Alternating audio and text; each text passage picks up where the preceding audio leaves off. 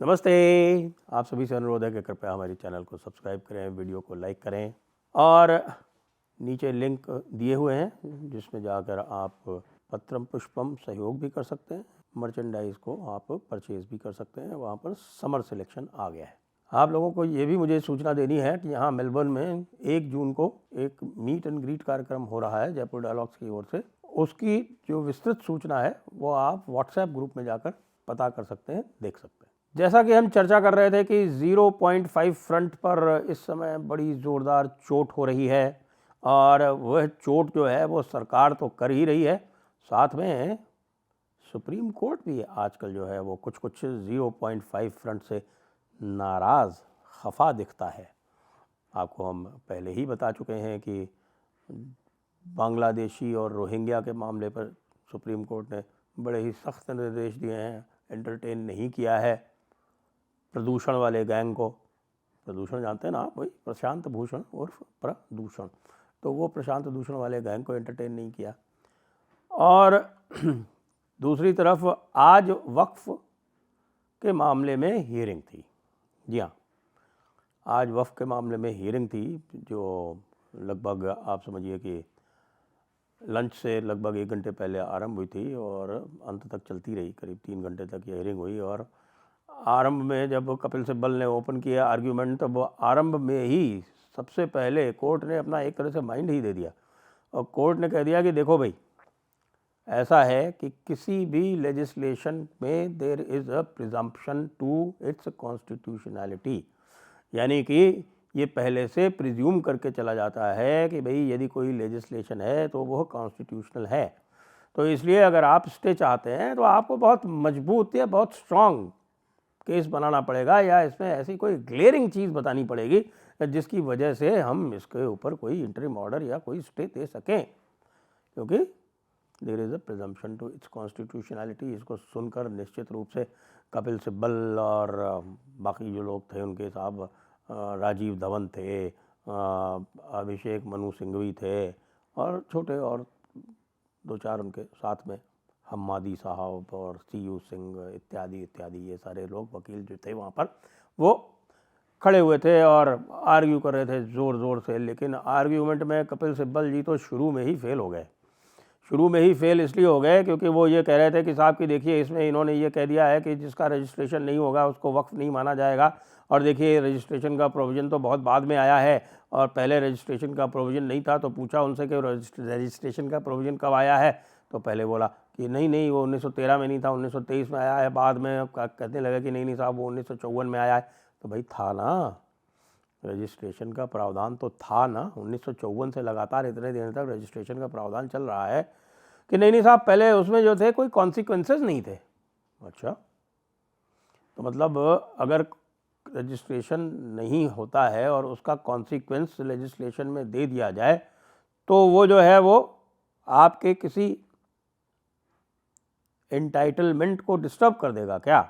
खैर, वैसे तो चीफ जस्टिस ऑफ इंडिया, उन्होंने जो है वो बड़ा एक उनके साथ में जस्टिस मसीह थे, उन्होंने एक बड़ा मैच्योर आउटलुक लेते हुए और ये कहा कि भाई आप बोलते जाइए, हम रिकॉर्ड कर रहे हैं। और जो रिकॉर्ड कर रहे थे वो सामने जो है वो सॉलिसिटर जनरल तुषार मेहता को भी कहते गए भाई देखो इसको रिकॉर्ड कर लो, ये हम रिकॉर्ड कर रहे हैं, सारी आपके जितने भी आर्ग्यूमेंट हैं उसको हम रिकॉर्ड कर रहे हैं। लेकिन तुषार मेहता ने शुरू में ही ऑब्जेक्शन कर दिया कि साहब ये तो सारी चीज़ें जो है ये तो पूरी गाथा लेके बैठ गए, ये तो पूरे एक्ट को ये समराइज़ कर रहे हैं, हर चीज़ पे आ रहे हैं। ये आर्टिकल 40, इसका जो सेक्शन 40 है उसको जो हटाया गया है उसके ऊपर भी आ रहे हैं और सेक्शन 83 पे भी ले जा रहे हैं, ट्राइब्यूनल वाले पे भी ले जा रहे हैं, इधर भी घूम रहे हैं उधर भी घूम रहे हैं। जबकि जो रेफरेंस दिया गया था इंटरिम मैटर्स का वो बिल्कुल स्पष्ट दिया गया था कि भाई 3 चीज़ों पे चर्चा होगी।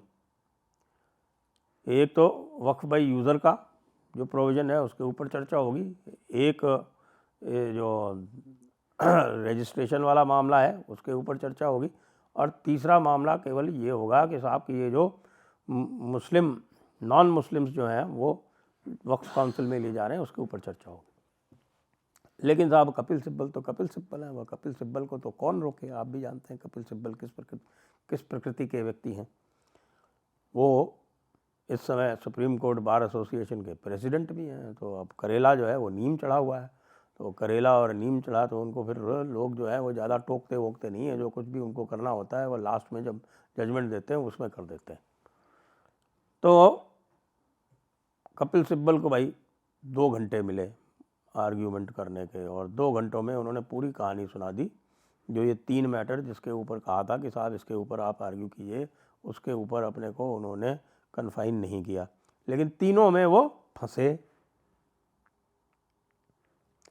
वक्फ बाय यूज़र को भी नहीं ठीक से समझा पाए, क्योंकि वक्फ बाय यूज़र में आर्ग्यूमेंट यही होता है कि भाई आप वक्फ बाय यूज़र आप कह रहे हो, तो वक्फ बाय यूज़र शुरू से तो था नहीं, वो भी बाद में लाया गया है।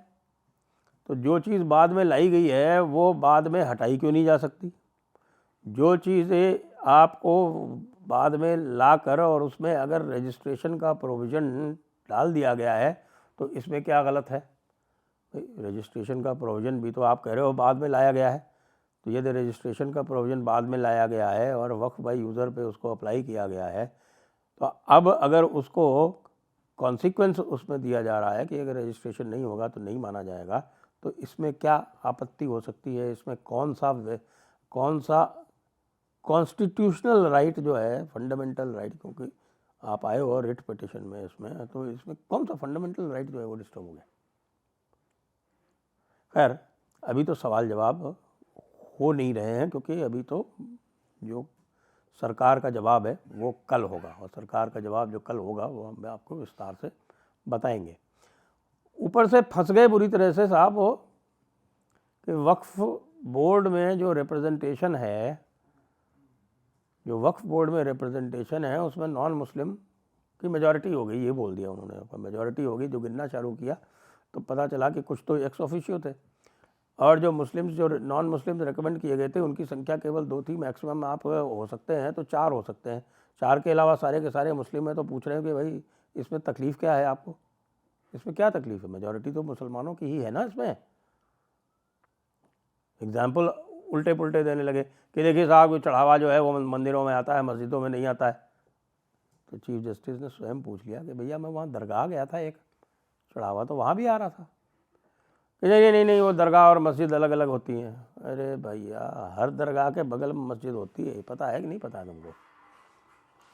और जो दरगाह जिहाद हो रहा है वक्फ के नाम पर, वो तो अभी बताया जाएगा। हमारे अभिषेक मनु सिंह भी कह रहे हैं कि साहब ये कह रहे हैं कि देखिए ये जो 2013 और 2025 के बीच में 100% से ज़्यादा तादाद बढ़ गई वक्फ की। कह रहे नहीं ये साहब ये तादाद नहीं बढ़ी है, ये तो क्या है अपडेट हुआ है, ये हो तो पहले ही गए थे। अरे भाई कितने भी पहले हो गए हो यार, तुम चलो 2013 नहीं 2010 से 2025 के बीच में कह दो ना डबल हो गई। ऐसा क्या हो गया जो डबल हो गई? तो भाई ये एक जो भी इंडिकेशन आ रहे हैं तो ये 0.5 फ्रंट वालों को इसमें दिक्कत होने वाली है। लेकिन 0.5 फ्रंट के मैटर में एक और तगड़ा निर्देश जारी हुआ है, और वो जारी हुआ है होम मिनिस्ट्री की तरफ से। और होम मिनिस्ट्री की तरफ से निर्देश जारी हुआ है सारी स्टेट गवर्नमेंट को कि भाई जितने भी बांग्लादेशी रोहिंग्या हैं सबको आप आइडेंटिफाई कर लो अगले 30 दिन में, और उनको हमें डिपोर्ट करना है। अच्छा, रोहिंग्याओं के डिपोर्टेशन का जो मामला है वो लगा दिया गया 26 जुलाई को, बीच में कुछ हो नहीं सकता। और इतने बदतमीज़ और बदमाश हैं ये लोग कि इन्होंने एक association for people civil rights करके APCR करके कोई बना रखी है, एक एसोसिएशन जो कि जमात इस्लामी का फ्रंट बताया जाता है। उसके तत्वावधान में भाई लोगों ने ये प्रशांत प्रदूषण यानी प्रशांत भूषण प्रदूषण और कॉलिन गंजाल्वेज और फिलिपोस और इस तरह के हर्षमंदर, इन सब लोगों ने मिलकर बाकायदा प्रेस क्लब में एक प्रेस कॉन्फ्रेंस की, और प्रेस कॉन्फ्रेंस में सुप्रीम कोर्ट की आलोचना की। आप जरा इन लेफ्टिस्ट रेडिकल्स की हिम्मत देख लीजिए कहाँ तक बढ़ गई है कि चलते हुए केस में ये सुप्रीम कोर्ट के ऊपर दबाव डाल रहे हैं। ये क्रिमिनल कंटेम्प्ट है, लेकिन प्रशांत भूषण को अर्थात प्रदूषण को जब उसने कंटेम्प्ट की थी तो उसको 1 रुपये का फाइन लगा के जो छोड़ दिया था ना, इसलिए वो अब पूरा दानव हो रहा है, सोचता है कि सुप्रीम कोर्ट उसका कुछ कर नहीं सकता। लेकिन इन निर्देश जारी होने के पहले से ही ज़बरदस्त कार्रवाई चल रही है। और मैं आपको पहले भी बता चुका हूँ कि किस प्रकार से बांग्लादेशियों को और रोहिंग्यास को वो निकाल के और बाहर फेंका जा रहा है।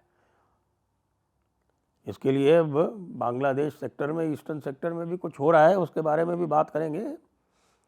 आज शाम को 7 बजे हमारा लाइव है कर्नल अजय रैना के साथ में, उसमें ये सब्जेक्ट भी आएगा, तो उसके बारे में विस्तार से और भी चर्चा करेंगे। लेकिन 0.5 फ्रंट जो है इस समय पूरी तरह से बैकफुट पर आया हुआ है और बहुत कष्ट में है। इसीलिए आप देख रहे हैं कि राहुल गांधी भी बहुत कष्ट में है, क्योंकि 0.5 फ्रंट के पुरोधा वही हैं, अम्ब्रेला उन्होंने ही दे रखा है, उन्हीं की छत्र छाया में सारे कार्यक्रम चलते हैं। और यदि सुप्रीम कोर्ट भी ये भारत और पाकिस्तान के झगड़े के चलते राष्ट्रवादी हो गया, तब फिर हमारे भाईजान लोगों का, हमारे पंचमक्कारों का और हमारे कांग्रेसियों का क्या होगा, जरा सोचिए। जय हिंद, जय भारत, वंदे मातरम।